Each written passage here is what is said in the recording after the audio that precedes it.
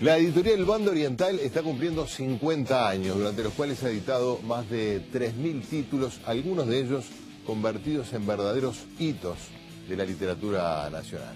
Vamos a conocer un poco más sobre esta editorial trascendente para la cultura uruguaya en el siguiente informe.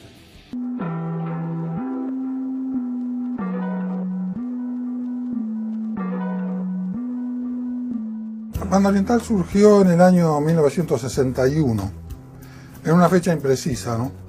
El primer libro salió en septiembre de 1961, fue Uruguay, Realidad y Reforma Agraria de Eliseo Salvador Porta, conocido hoy sobre todo por sus novelas, ¿no?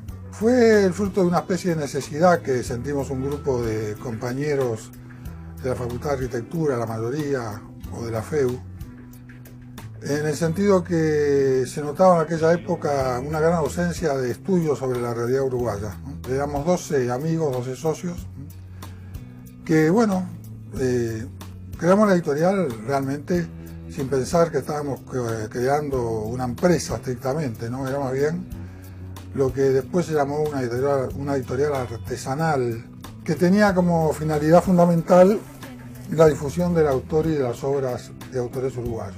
La editorial tuvo desde el comienzo como eje central fue la edición de temas nacionales, nuestra sociedad expresada a través de lo que era la economía, la realidad social, la realidad política y también, por supuesto, temas muy diversos, y la literatura y la historia fueron ejes fundamentales en nuestra editorial. Entonces, en estos 50 años, una coherencia que cuando lo miramos a la distancia resulta sorprendente. Y sacamos incluso algunas obras de gran volumen, como La historia de los pueblos orientales de Aníbal Barrios Pintos, y mayor todavía, el primer volumen en 2 tomos de la historia rural del Uruguay moderno de José Pedro Barrán y Benjamín Nahum. En total tenían alrededor de 1000 páginas, ¿no? Después, la editorial en determinado momento se afirmó. Empezaron la crisis al final de la década con todos los problemas políticos que hubo ya durante el gobierno de Pacheco, ¿no? Con problemas de censura, de autores que no se podían publicar, lo que se acentuó obviamente con el advenimiento de la dictadura, ¿no? Todo ese periodo de la dictadura fue particularmente complicado, ¿no? La editorial no llegó a ser clausurada, tampoco se daba el caso de una censura previa, pero había una vigilancia constante. Al punto tal se daba esa situación que llegó el momento en que tuvimos que tirar el plomo del libro que estaban ya compuestos y prontos para meter en imprenta, por el simple hecho que su autor era uno de los decanos que fueron todos presos por el simple hecho de ser decanos de las facultades, cuando así lo decidió el régimen autoritario, ¿no? Me refiero a un libro de Juan Antonio Done. En el año 78 empezamos con una colección que todavía hoy subsiste, que lleva ya en consecuencia 34 años de vida, que es Lectores de Banda Oriental. Es una colección mensual que se vende por suscripciones, que la largamos con una gran expectativa, sin saber cuál podía ser la suerte que iba a correr, pero que inmediatamente tuvo una gran repercusión. Comenzamos con tiradas bastante grandes y con libros de 120, 130 páginas.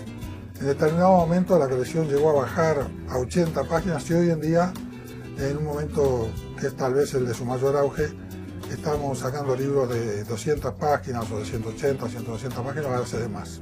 Ahí empezamos a editar los libros de Morosoli, un autor básico en la literatura uruguaya, un autor que de alguna manera nosotros descubrimos.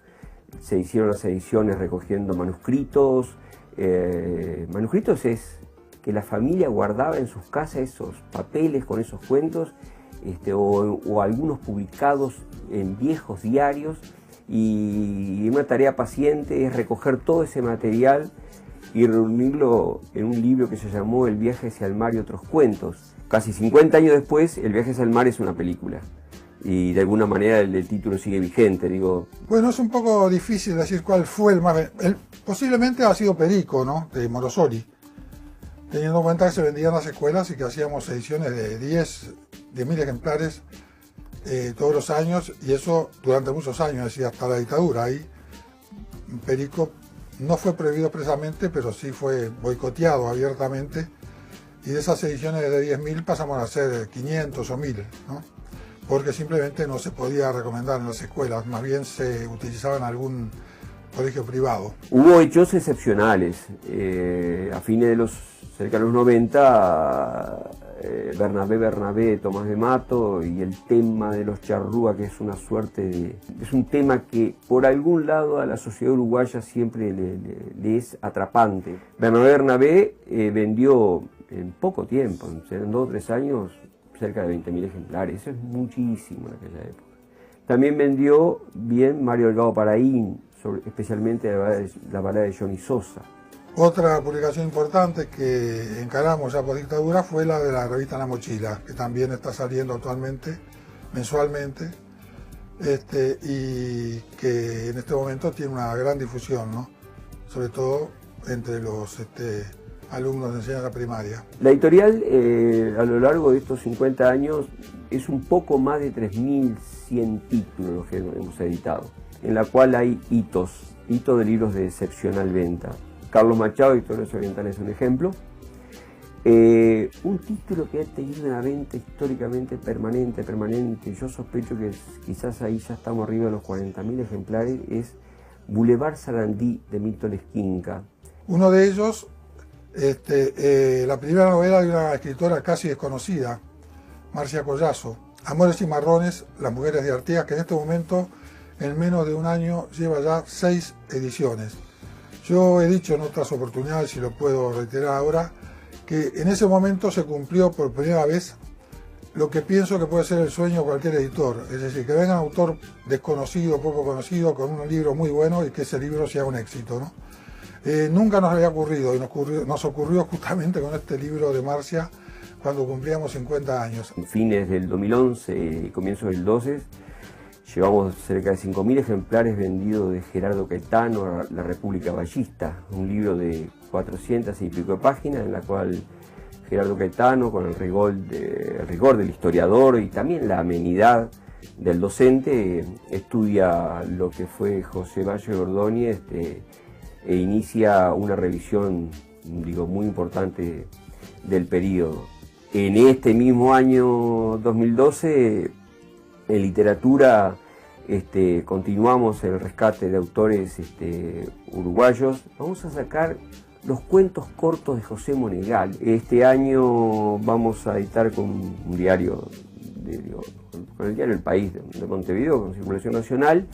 Vamos a editar colecciones, las 2 colecciones son de 15 títulos cada uno, en la cual vamos a recoger buena parte de lo que hemos hecho en la editorial a lo largo de estos 50 años. Y estamos hablando que son colecciones que son con tirajes no menores a 15.000 ejemplares. Es muchísimo 15.000 ejemplares para un libro. Es una enormidad.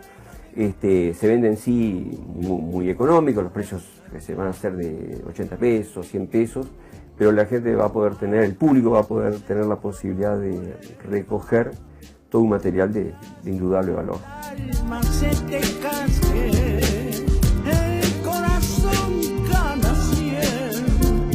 Bueno, y ya sabe, si quiere participar de nuestros sorteos, búsquenos en nuestro perfil de Facebook y también pueden mirar los programas en nuestro sitio web, canal20.com.uy. Gracias por estar allí, nos reencontramos en 7 días en una nueva entrega del Lado Oculto.